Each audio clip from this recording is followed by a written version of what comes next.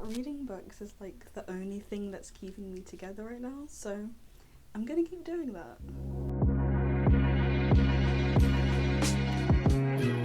Hello everyone, I hope you are doing well. My name is Amoy and welcome back to my channel. And today I've got another very exciting video. I will be showing you all of the books that I read in February. Reading is like my very consistent hobby nowadays and I'm very glad for it. It's truly keeping me together, and in February I read 6 books, which is less than in January, because in January I think I read like 8 or 9 books I think, and I do actually have a video on all the books I read in January, so you should definitely check that out. But in February I read slightly less books because, well, 1, the month is shorter, and 2, it was a very, very busy month. I had like 3 assignments due in the space of a couple of weeks.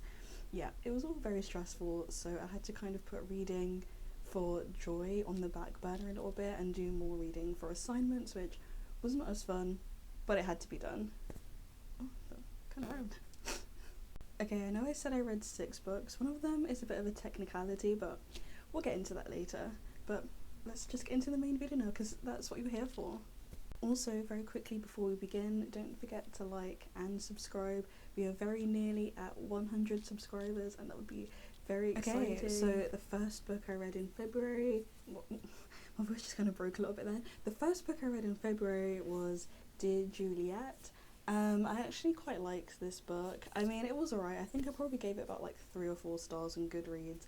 It wasn't the most amazing read, but what it's about is that basically, so every year lots of people write letters to, you know, Juliet Capulet from Romeo and Juliet.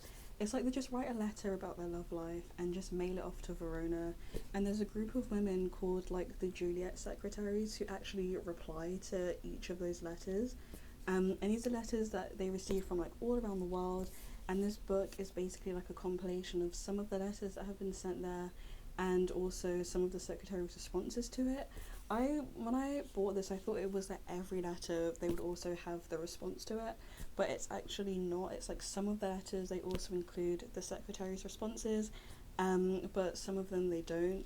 But it was quite a nice read, I guess, like to know that people all around the world are experiencing all of these different things and sometimes the same thing. Also, one thing I liked is that like people who had like handwriting that was a bit difficult to read, they would kind of like transcribe it and put it on the side, and also when people were writing in like different languages.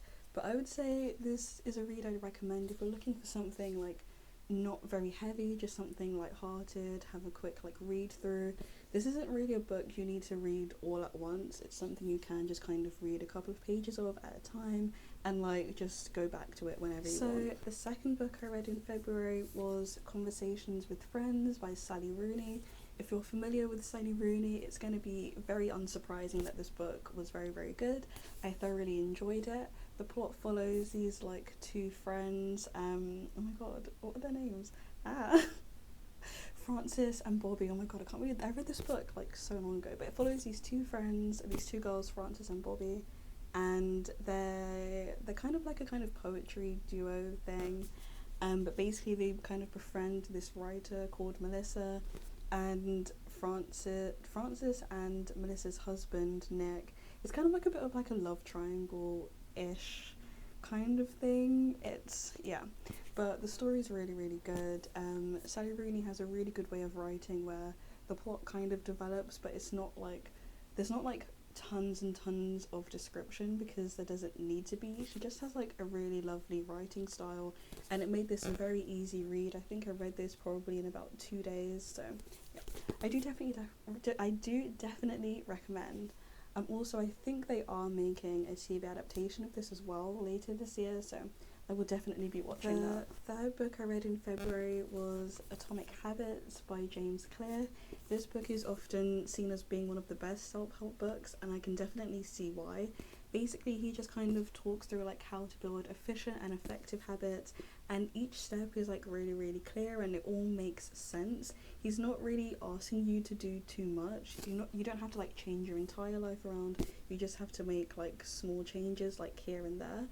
One thing I would recommend though is to take notes as you read this book, because sometimes it kind of felt like when I closed it I'd forget what he said already. Maybe that's just like me, but I would say definitely take notes so that you can kind of see all on one page, like how to actually build efficient habits, and that way you can kind of stick to it like a lot more.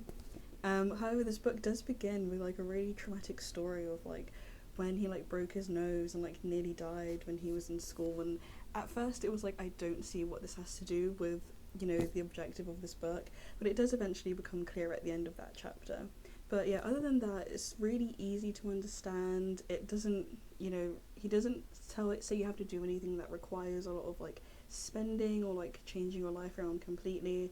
And yeah, it just seems a lot more realistic than like other self-help books out there. Okay, so the fourth book I read in February was Ghosts by Dolly Alderton. And I really hate to say this, but I did not enjoy this book, like, at all. So the book follows this main character called Nina, and she's 32, she's a woman, and she's single, and at times that is her main and only personality trait. She also, you know, is a journalist and stuff, but her main thing is that she's 32 years old. And I just feel like this book was really anticlimactic. It didn't really come to anything at the end, and I thought the description in this book was entirely too much and unnecessary at times. And there would be like entire whole paragraphs that was just describing like one tiny thing, and it would get to a point where it's like I'd get to a paragraph like that and I'd be like, that is entirely too long for me to read. Good for you, but I'm not reading that. I'm just going to skip over it and go to the next paragraph. And I hadn't missed anything major from the plot of the book because it really did not add anything.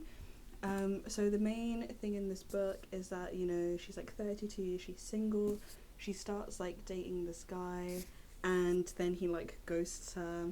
And then there's a main kind of whole point of the title is that she's kind of experiencing people in her life kind of coming and going and changing and, you know, becoming ghosts of like who they were. And I think the concept of that isn't actually even that bad. I just feel like that part was not developed enough, and there was too much emphasis on stuff that didn't add anything to the book and instead just made for a reading experience that was not very pleasurable. Like, this book actually put me into a little bit of a reading slump because I was like, it took me so long to read as well because I was like, I just don't want to continue it. And I was very surprised by that because I've never had that with a book before.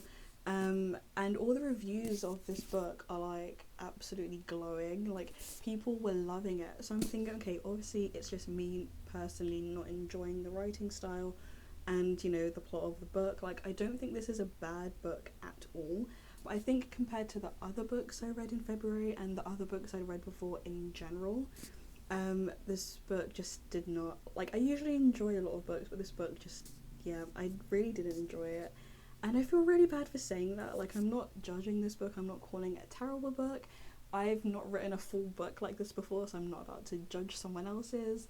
But I'm just saying, yeah, personally, I didn't really enjoy it, but I know lots of people do. So if you've read this book and you enjoyed it, that's absolutely fine. There's nothing wrong with that. I personally just didn't find it that good. I didn't find it bad, but I wouldn't read this again. So after I got out of the reading slump from Ghosts, the next book I read was It's Not About the Burka, edited by Mariam Khan. And I would say this is the best book I read out of all of the books I read in February. It's basically a compilation of like 17 different essays by 17 different Muslim women where they are talking about like their experiences in society and what it's like to be a Muslim woman and Muslim woman. And one thing I really enjoyed was that no two stories were the same. They each talked about different topics and different aspects. They each had like different cultures, and it was just such a lovely, like, educational and like eye-opening read, because the book kind of starts with an introduction about how whenever you hear about Muslim women in society, you never actually hear about it from them.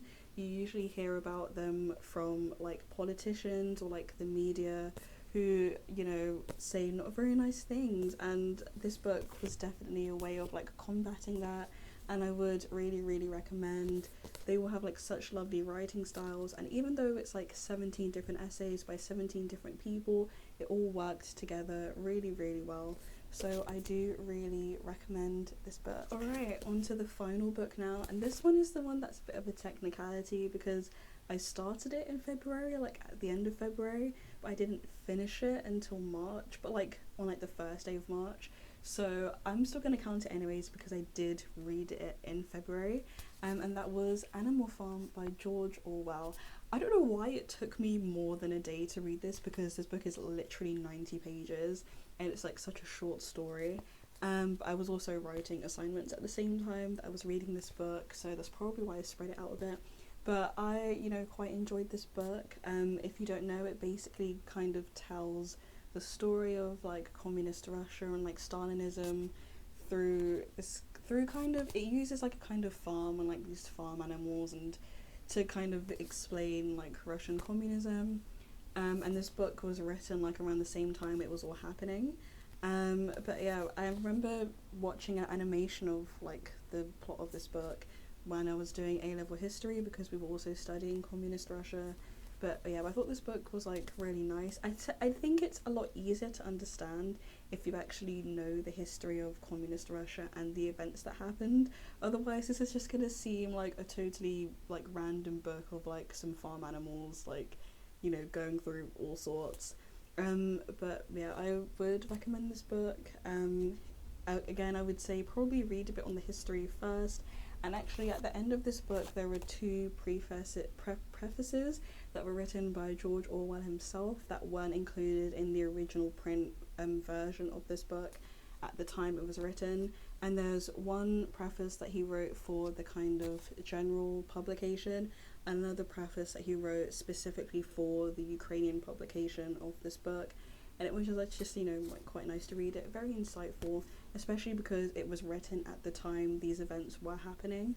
But yeah, if that's something you're interested in, I do recommend. But yeah, that is all of the books I read in February. I think I talked about them for a lot longer than I wanted to, but I hope you enjoyed it. Please don't forget to like and subscribe, and of course, thank you for watching. I really, really appreciate it. Feel free to comment below what books you read in February or what books you would like to read in March. I love looking for more book recommendations, and I also love reading and replying to all of your comments. But other than that, I hope you have a lovely day.